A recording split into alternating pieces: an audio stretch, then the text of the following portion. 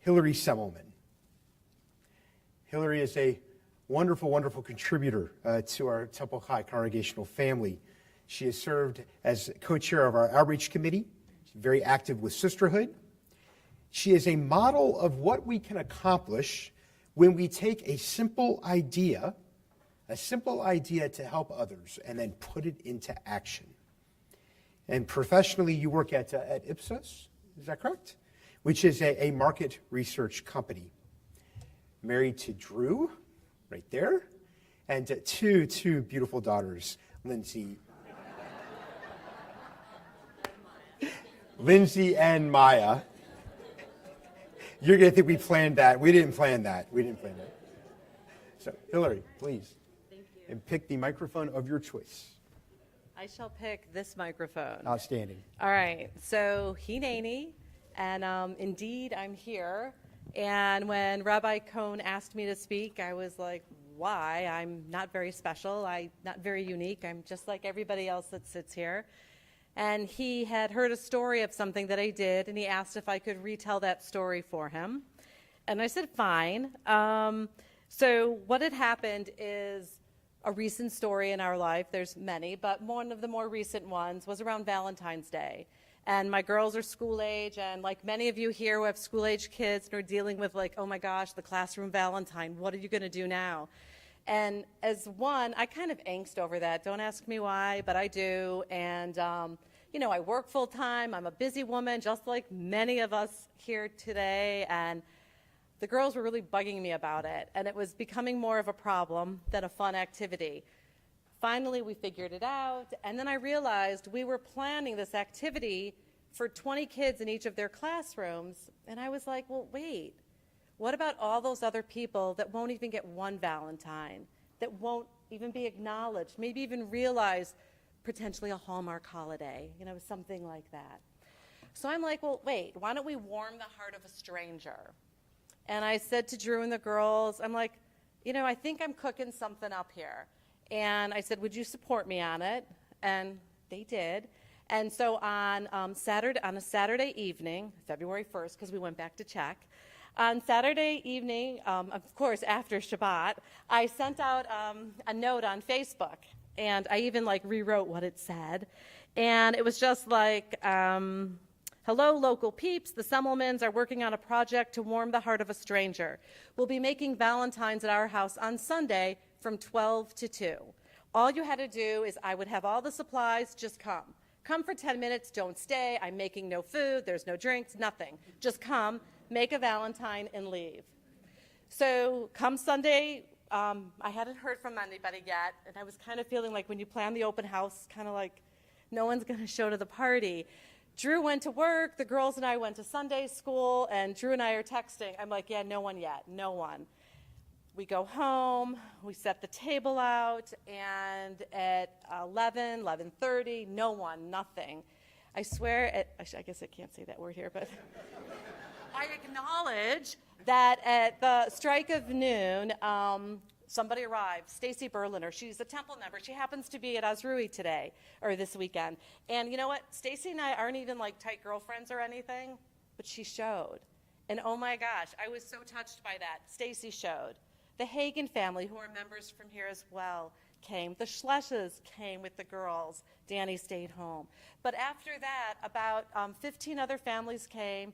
We had about 30 people. In a matter of 2 hours, we made over 200 handmade Valentines.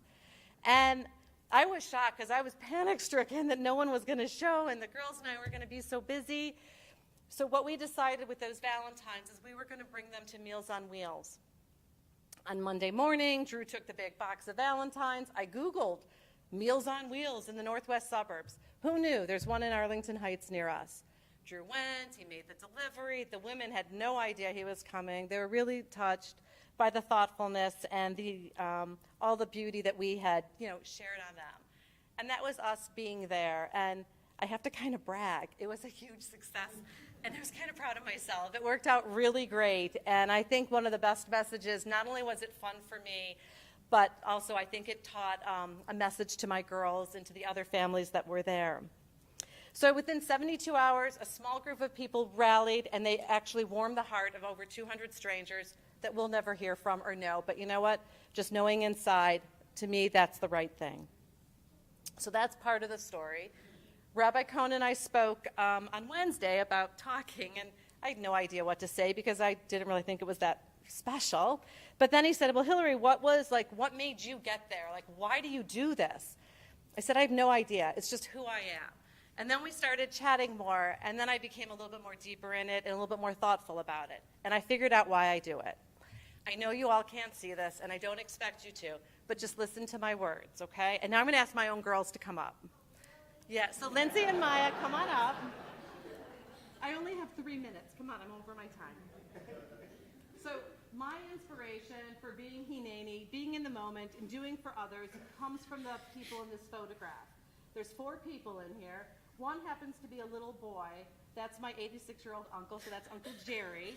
But the other people who give me that inspiration are the 3 women here. The eldest woman is my great-grandmother, Kenya, for whom I am named. My own grandmother is who Lindsay is named for. And then the baby here, it's my mom. This is Marilyn, and this is who Maya is named for. And it is with this, it is these Jewish women that have given me whatever it is inside of me that makes me do what I do. I have to go to a full-time job. I don't, it's kind of a pain. I don't always enjoy it. But doing these Hineini moments, it's what really fills my heart and makes it special. But in addition to that, and I have to get back to my notes, so as I learned from my mother and from the generations before her, I know that my girls are now learning from me. Lindsay has initiated an anti-bullying program at school. Just the other day, Maya mentioned that instead of birthday presents, she wants people to contribute to kids who have cancer and to help the kids. So I really feel that whatever it is that I've learned from my own mother and so on above those, guess what? They're getting it now. And that's what's so important. So going forward, what I would suggest, if each one of you sitting here this evening, including all you little ones here, because I know you can do it, if each one of you can plant, I think we each can plant and cultivate our own Hineini moments, and then I'm confident it will just grow organically into a beautiful garden. That's mine. Shabbat Shalom.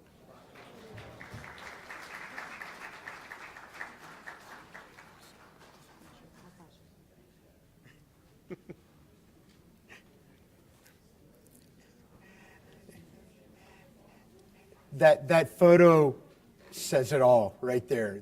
The idea of modeling Judaism generation to generation to generation to generation. And now Lindsay and Maya, you like your mom said, you're getting it. You're getting it. You know how to walk the walk.